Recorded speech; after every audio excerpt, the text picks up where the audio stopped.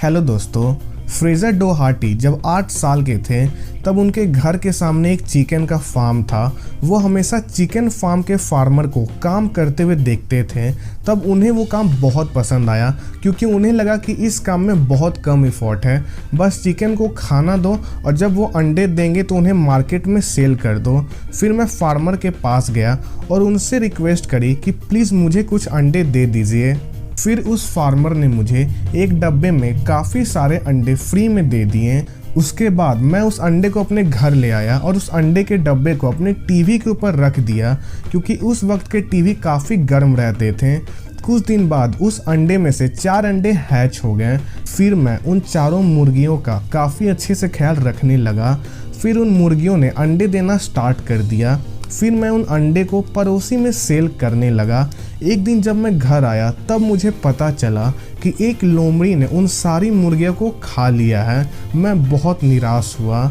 इसके बाद भी मैंने और कई छोटी बिजनेसेस की, लेकिन 15 साल की उम्र में मैंने एक बिज़नेस स्टार्ट किया जिसने मुझे मिलियनेयर बना दिया।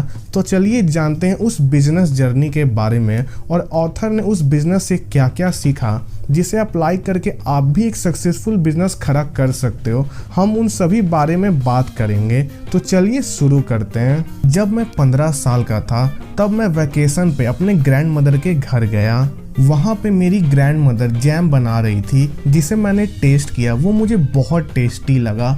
फिर मैंने मेरी ग्रैंड मदर से कहा कि क्या आप मुझे भी जैम बनाना सिखा सकती हैं।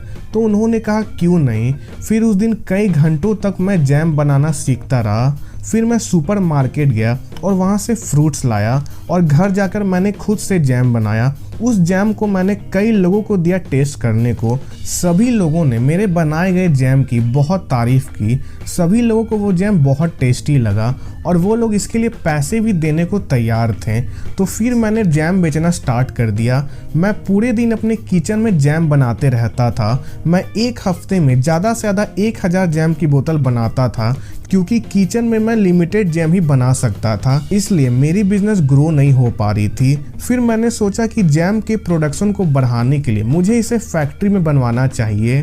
तो फिर मैं जैम पे रिसर्च करने लगा। रिसर्च में मुझे पता लगा कि जैम की सेल्स हर साल कम हो रही है क्योंकि जैम में आर्टिफिशियल शुगर बहुत रहता है। फिर मैंने सोचा कि एक ऐसा जैम बनाना चाहिए जिसमें 100% फ्रूट्स हो और थोड़ा भी आर्टिफिशियल शुगर और प्रिजर्वेटिव ना हो।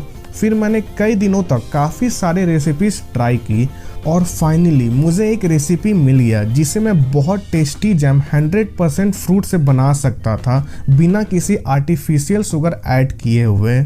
फिर मैंने सोचा कि मैं इस जैम को सुपर मार्केट में बेचूंगा जिससे मेरी सेल्स कई गुना बढ़ जाएगी। फिर मैं वेट्रोस नाम के सुपर मार्केट चेन के पास गया जो नए लोगों को भी चांस देते थे अपने प्रोडक्ट को बेचने के लिए। वो मुझसे काफ़ी इम्प्रेस हुए कि एक 16 साल का लड़का खुद का जैम बेचना चाहता है। उन्हें मेरे 100% फ्रूट्स वाले जैम का आइडिया भी बहुत अच्छा लगा, लेकिन अभी वो मेरे जैम को सुपर मार्केट में बेचने के लिए तैयार नहीं थे।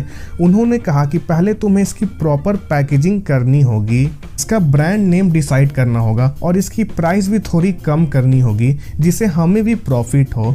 तो फिर मैं काफ़ी सारे प्रोफेशनल मार्केटिंग लोगों से मिला और फाइनली हमने इस जैम का नाम सुपर जैम रखा और इसके लिए मैंने काफ़ी सारे पैकेजेस तैयार किए। किसी में हमने सुपरमैन को दिखाया तो किसी में बैटमैन को, क्योंकि हम लोग सुपर जैम को सुपर हीरो से कनेक्ट करना चाह रहे थे। फिर मैं काफ़ी सारे जैम्स के फैक्ट्री में गया कि वो मेरे लिए जैम बनाने के लिए तैयार हो जाए जिससे मैं लार्ज स्केल में जैम प्रोड्यूस कर सकूँ। लेकिन सारे फैक्ट्री ऑनर ने जैम बनाने के लिए मना कर दिया क्योंकि किसी को 16 साल के लड़के और उसके बनाए गए जैम पे भरोसा नहीं था।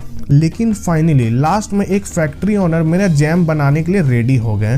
फिर मैं अपना जैम का कुछ स्टॉक उस सुपर मार्केट वेट्रोस में ले गया तो उन्होंने मेरे हर चीज़ को मना कर दिया। उन्होंने कहा जिस फैक्ट्री से मैं जैम बनवा रहा हूँ वो बहुत कॉस्टली है जिस वजह से प्रॉफिट मार्जिन बहुत कम है और उन्हें मेरी जैम का टेस्ट भी पसंद नहीं आया और साथ ही उन्हें मेरी ब्रांडिंग के तरीके भी पसंद नहीं आए। मैंने इस पे अपनी ऑलमोस्ट 1 साल लगा दी थी। मैं काफ़ी सैड हो गया था, लेकिन कुछ दिन बाद मैंने फिर से स्टार्ट करने का फैसला किया फिर मैं काफ़ी सारे एक्सपर्ट से मिला जिन्होंने मुझे काफ़ी कुछ सिखाया। उन्होंने मुझे बताया कि तुम्हें पैकेजिंग को चेंज करना होगा। एक अच्छी पैकेजिंग प्रोडक्ट की सेल्स को कई गुना बढ़ा देती है। फिर मैंने ब्रांडिंग के बारे में सीखा। मुझे पता चला कि प्रोडक्ट चाहे कितनी भी अच्छी क्यों ना हो, अगर आप उसके सही तरीके से ब्रांडिंग नहीं करोगे तो आपके सारे मेहनत पे पानी फिर जाएगा। ब्रांडिंग के लिए हमें अपने प्रोडक्ट के लिए एक ऐसी बेस्ट रीज़न ढूंढनी चाहिए जिसके वजह से कस्टमर हमारे प्रोडक्ट को खरीदे, और हमें बार बार उस रीज़न को कस्टमर के सामने रिपीट करते रहनी चाहिए। काफ़ी लोग ये गलती करते हैं कि उन्हें लगता है हम जितना ज़्यादा रीज़न देंगे उतना अच्छा होगा, इसलिए वो कई रीज़न देने लगते हैं। लेकिन हमें सिर्फ एक और बेस्ट रीज़न देना है। मुझे मेरी जैम का बेस्ट रीज़न मिल गया था और वो था 100% fruits, no artificial sugar and preservative.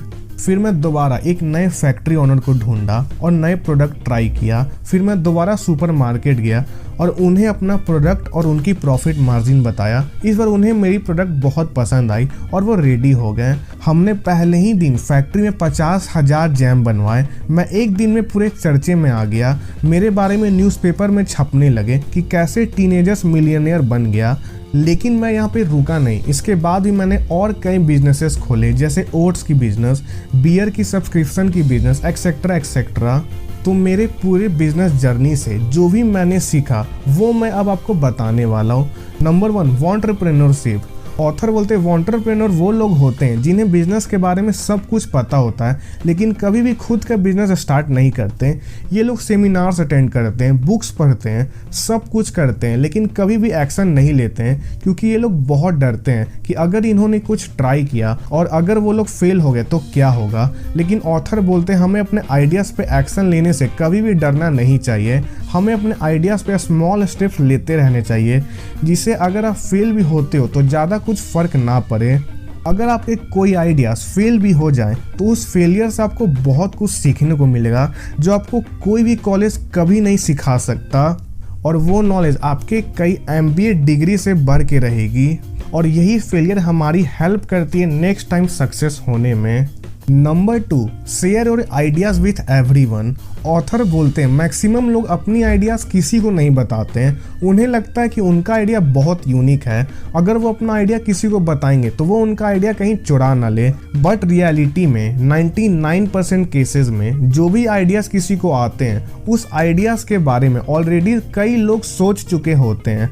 Author कहते हैं सक्सेस हमें आइडिया से नहीं उसके एग्जीक्यूशन से मिलते हैं। आपको हमेशा आपकी आइडियाज़ बेस्ट लगेगी, आपको लगेगा कि ये आइडियाज़ तो ज़रूर मार्केट में चलेगी, लेकिन अगर आप उसे दूसरे लोगों के साथ शेयर करोगे तो ही आपको रियलिटी का पता चलेगा कि एक्चुअल में ये आइडियाज़ वर्क करेगी भी या नहीं। लोगों के साथ शेयर करने से आपको आपके आइडियाज़ के लूप होल के भी बारे में पता चलेगा जिससे आप अपने आइडियाज़ पे और भी बेटर तरीके से एग्जीक्यूट कर पाओगे।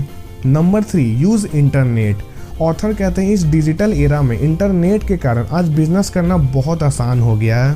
पहले हमें शॉप या पूरी फैक्ट्री खोलनी पड़ती थी लेकिन अब हम लोग कुछ घंटे में एक वेबसाइट बनाकर अपने बिजनेस को लॉन्च कर सकते हैं। ऑथर ने सिर्फ 48 घंटे यानी सिर्फ 2 दिन में एक आइडिया को एग्जीक्यूट किया और उसे बिजनेस में कन्वर्ट कर दिया, और ये था उनका ओट्स का बिजनेस, और ये सब उन्होंने शॉपिफाई पर स्टोर बनाकर किया। इसलिए सभी को अपनी बिजनेस इंटरनेट पे जरूर लानी चाहिए, नहीं तो आप बहुत पीछे छूट जाओगे। Number 4, add a story to explain ideas. Author कहते हैं ब्रांडिंग के लिए स्टोरी का यूज़ करना सबसे बेस्ट तरीका है। इससे आपके कस्टमर आपसे इमोशनली अटैच हो पाते हैं। मैं भी अभी तक अपने सुपर जैम के बिजनेस को स्टोरी से ही एक्सप्लेन करता हूँ। तो फ्रेंड्स, आई होप आपको ये वीडियो अच्छी और हेल्पफुल लगी हो। मैंने ये सारी बातें 48 आवर स्टार्टअप बुक से बताई है, जो कि एक बहुत अच्छी बुक है बिजनेस को सीखने के लिए। तो आप लोग ये बुक ज़रूर पढ़ना। मैं इस बुक का लिंक डिस्क्रिप्शन में दे दूंगा, आप लोग वहाँ से आगे खरीद सकते हो। और अगर आपको बुक्स पढ़ना पसंद नहीं है तो आप लोग इसकी फ्री ऑडियो बुक भी सुन सकते हो ऑडिबल से। मैं ऑडिबल का भी लिंक डिस्क्रिप्शन में दे दूंगा, वहाँ से आके आप लोग फ्री साइन अप कर सकते हो। तो इसे अपने फ्रेंड्स रिलेटिव सभी के साथ शेयर कर दो ताकि वो भी कुछ नया सीख पाएँ। और अगर ये वीडियो अच्छी लगी तो वीडियो को लाइक कर देना, चैनल को सब्सक्राइब कर लेना और बेल आइकन पे प्रेस कर देना ताकि मैं कभी भी ऐसी वीडियोस डालूं तो आपको उसकी नोटिफिकेशन मिल जाए। तो मिलते हैं नेक्स्ट वीडियो में, तब तक के लिए कीप ग्रोइंग।